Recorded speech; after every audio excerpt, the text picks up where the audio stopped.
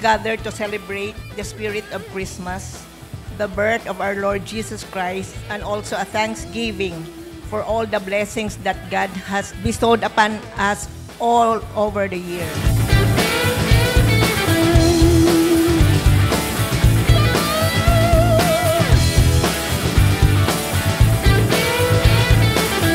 I enjoin you to continue with your excellent work and dedicated service in keeping our core values, which is patient-centered, dedication, and honesty. May this holiday season bring you and your family's joy and laughter to last a lifetime.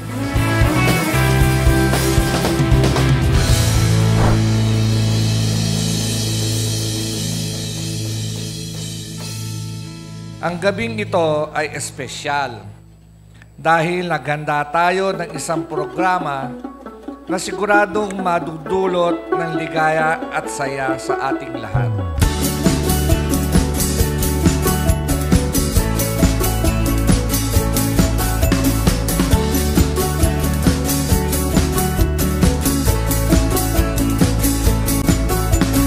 One by one, I'm making a list of all the things.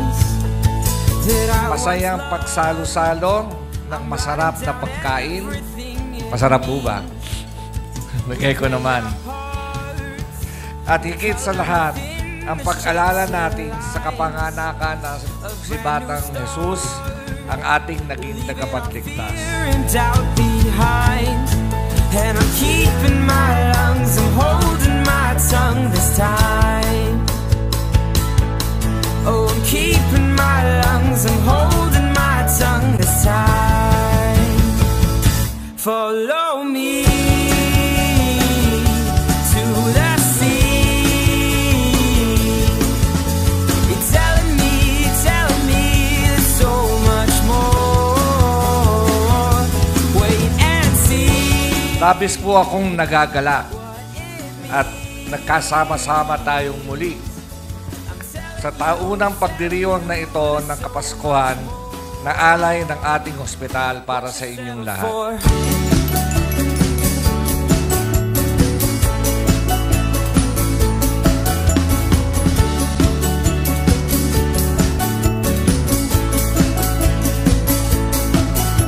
And I was wrong to ever believe that things would change. That sudden Sana ay maging maligaya ang ating pagdiriwang. Muli, ako'y bumabati ng pinagpalang Pasko at masaganang bagong taon sa inyong lahat. 'Cause in my head, I was afraid to even try.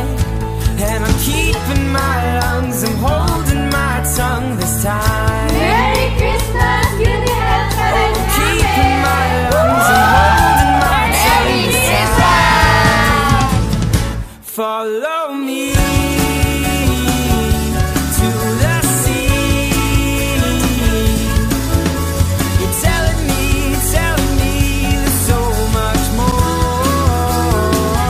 What you settled for? Batid natin ang pagsisikap ng bawat isa upang maitaguyod at makamit ang maganda at maunlad na kinabukasan. Merry Christmas and Happy New Year, Lucas! Find out, keep your thoughts together, move fast now or never.